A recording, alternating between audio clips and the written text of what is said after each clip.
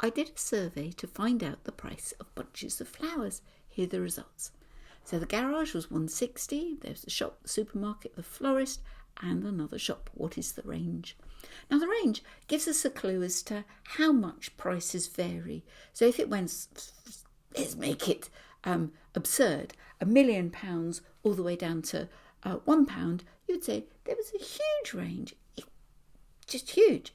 On the other hand, if it's £1.50 to £1.55, there's not much variation at all. They're all more or less the same.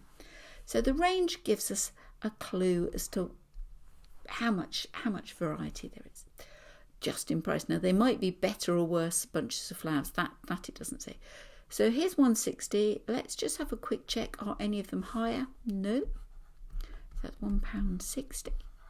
And then we're going to take away the 80, the smallest one, which I think is 80. Let's just check. Anything smaller than 80? No.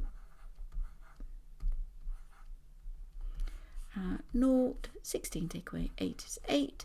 So it is, it's not 0.8 pence, is it? It's 80 pence, or if you prefer, 80 pence written like that.